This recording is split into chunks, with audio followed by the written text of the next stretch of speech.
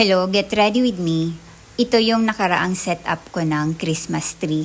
Ngayon ko lang i-upload. Yung video ko kasi, nung naka-live ako, na copyright kaya dinilit ko yon. So ito na, so ngayon lang ako mag-upload ng full video ng aking ganap nung pag-decor ko sa bahay. Hindi naman kalakihan yung bahay para matagalan mag-decor. Kaya lang, syempre may mga ibang mga priorities o mga ibang gawain. So, yun yung katulong ko mag-set up ng Christmas tree. So, nakahubad pa si Dudong.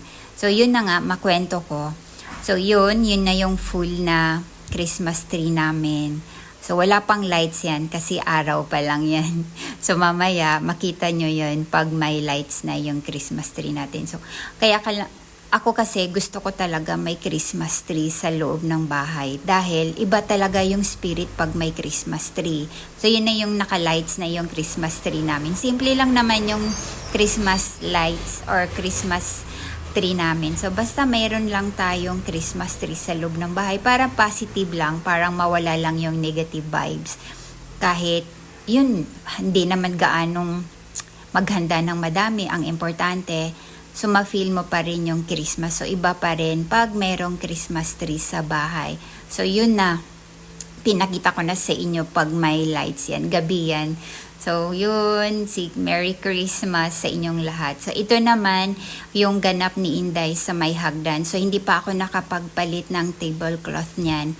So, iniisa-isa ko lang para hindi ako ma-overload. So, may iba kasing mga gawain pa bukod sa pagki-Christmas decor. Yun yung ret ko sa aking hagdan. So, yun, naka-full setup na. Ready na yung tables and chairs ni Inday.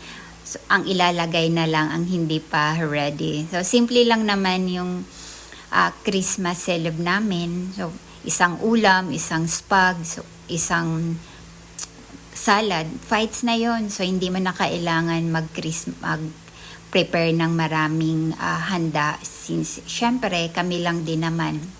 4 lang kami. Wala din naman kaming mga bisita. Tama na yung kwento, Day. Matapos na yung video mo. Pero pagkatapos mag-video, ako naman yung mag-video sa sarili ko. Sa Christmas tree. Ayan, no. Okay. Thank you for watching.